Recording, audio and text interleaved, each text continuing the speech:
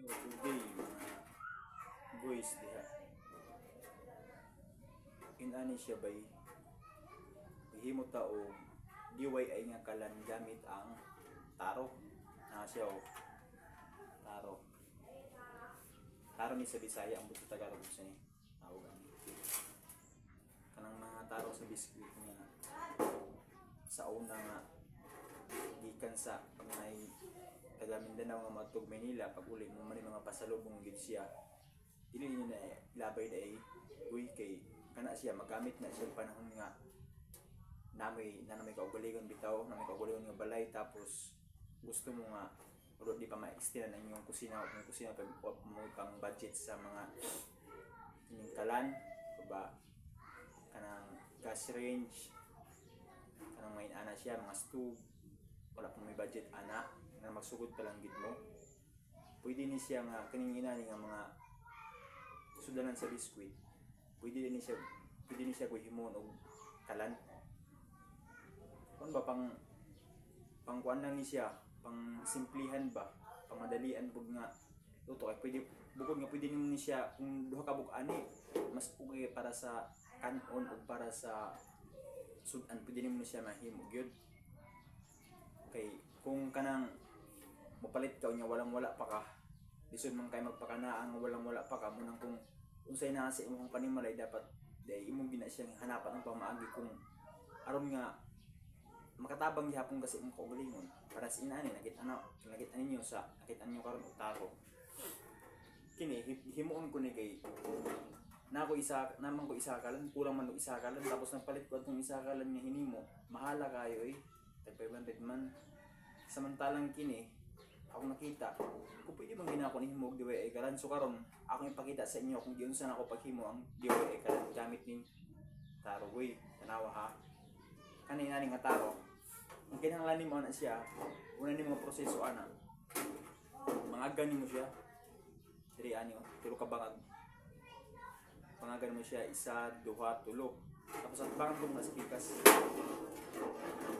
mo gihapon 1 2 3 tapos pag abot na po na delivery, abot na nasa ubos diri, bangagan po nyo duha gihapon no? 1 2 yung giniuna nga proseso niya ko bigas at bang gihapon nyo mag 1 2 so, kuan ka bangag na siya kung di na to na ipares kung sa single yung nga bangag yun is 5 na siya kabangag siya tapos pag ako man na nagbangag nyo na boy hindi mo na siya tabason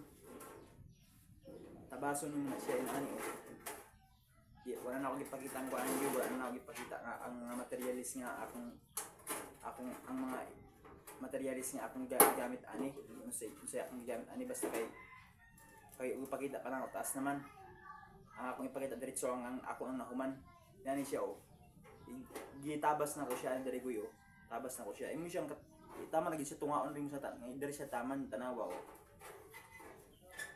para na siya boy pagka man tabas din ha dili nimo tabas ni mga simpaliter yulang siya pero diri adi nimo tabason kibali pag kay para pag imo siyang abrehon maabre pud siya pag man din ha tabason pud sa likod ang purpose aning diri sa likod kanang halimbawa mga kahoy ra siya nga imong sugnod putol-putolon kanang gagmay ang abugan niya goy mahulog na siya diri sa ilawom tapos pag mapuno pwede nimo na siya abrihan mo pa purpose ani gihapon pa rectangle siya pero similar yo kay kaning diri dili man gid mo siya pwede tabason kanina diri sa kilid ngano sa letter L tapos down kay pag abri nimo siya puno na siya pwede nimo siya abrihan tanggalon nimo tong abog para mahindot na pud siya nya ang diri aday goy kaning diri sa tubangan nga dako nga gitabas nato ang purpose ani siya is kaning siya diri goy kaning pag humani mo ni tabas dira kaning sa ibabaw aning biskwit kaning nani kuhaon mo ni siya na itabas na ko goy kuhaon mo siya nani nawa wala na no kini siya itabas na ako ni siya tas ako po na siya pang busot-busutan kaya ang purpose ani goy pag natabas na ni siya ang purpose ani diri nga una niyang imong gitabas ang purpose ani ni siya goy mabend ni siya boy mabend siya i-bend na to na siya mabend na siya boy na mabinda siya. Kaya ang purpose ani goy, mo ni tao nato sa katong purpose ay niya kaning ang bangag, ang purpose ani bangag kini siya goy. Pagkahuman mo tabas ito sa ibabaw goy, imong bangag ana ina niya sa forma. Kaya naman gihapon ni purpose goy tanawan ni. Kaya nga mga bangag, ang purpose ani is kana magabas kag kabilya sa inyo goy. Kabilya magabas kay inani ka. Imo ang sukod ani goy, sukod na rin mo siya diri nga tanaw nimo makalapos siya. Pikas ug pikas. Kabas ka og upat ay 5 ka kabilya para siya katag-as. Kaya ang purpose ani goy, salpak man nimo tanawan. Awa. Salpak na ni goy. Salpak na ako na sa ilaw. Pakita na ko si mo ha. Awa.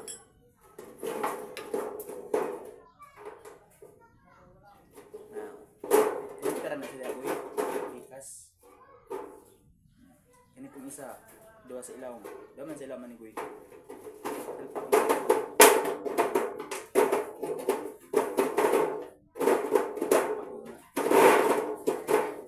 Putol-putol ang kabilya goy, wala na ito na akong ipakita kung yun sa nakal pagputol-putol. Ipakita ang gamit na ako nga.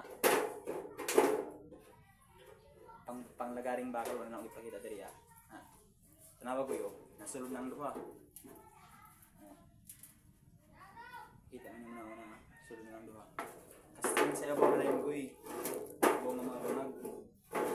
Ni, tanawa goy salpak na siya goy. Kita goy. Sa ano po do? Wow.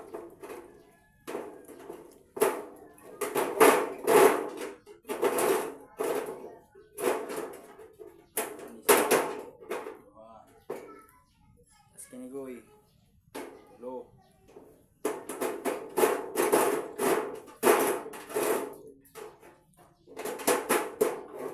Goy.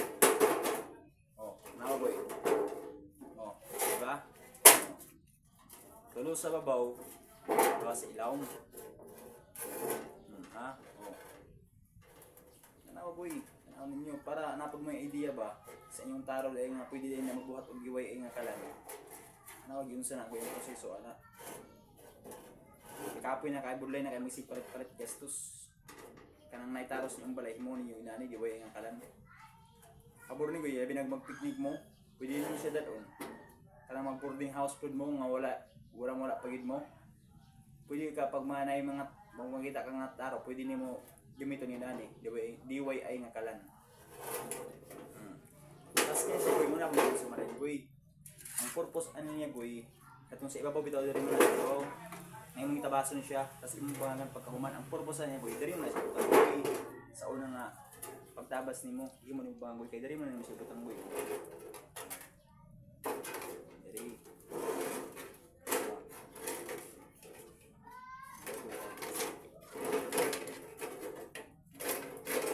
Sulod na siya goy.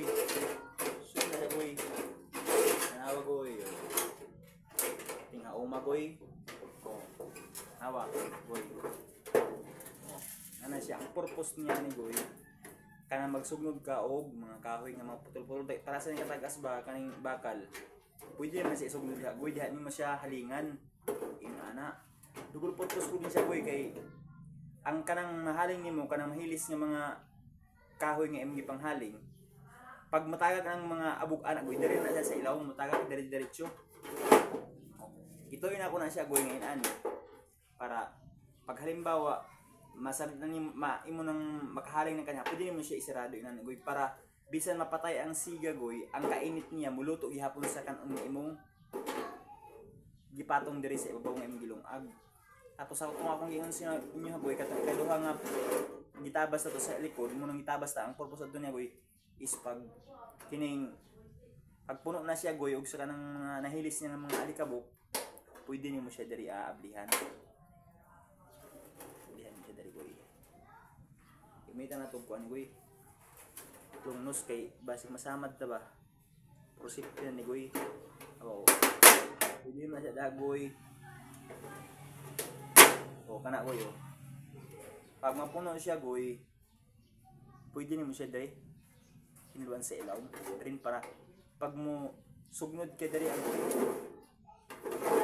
sugnod ka diha agoy pabor kay pag inig mahilis na inig mapuno na siya din ha diri sa likod aron siya gihapon goy para patuloy-tuloy ang sige diri sa atubangan. Tanaw goy mo ni ang akong nahimo nga DIY gamit ang taro. Nya kay dituyo na ako ni nga gihimo ginako ni gay akong gi-videohan ni kay para pud ma-share ko nako sa inyo ba akong idea nga kada day mga taro nga inanig sa biskwit magamit di ay dili nilo basta nga ilabay lang away kapos na naagi hapoy pulos di ay pagabot sa higayon. Tanaw goy akong ipakita sa inyo ang akong product. Human nga mahuman gyud nako tanawa. Pakita na ako sa inyo ha.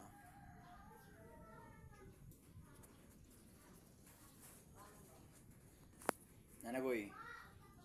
Mao ni karon akong finished product. Now. Finished product na goy.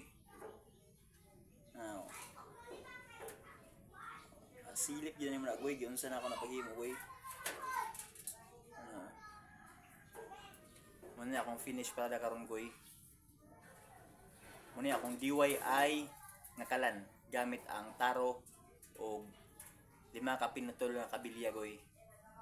O sa ganahan din ha nga mo kuan mo gusto nga mo sundog ani PM mo sa ako ang YouTube channel para akong mahatag sa inyo ang details ani kung diyon sa nako ni paghimo. Aron nga ma-share po na ako sa inyo ang akong idea para at least nga basta hindi ka mo makashare po mo idea sa ko o niya sa ganahan magpahimo diha order pwede gihapon nga andam gihapon ko mohimo para sa inyong order gihapon unya dili ra siguro ni goy mo ana ni akong finished product DIY nga taro DIY nga kalan gamit ang taro. Thank you.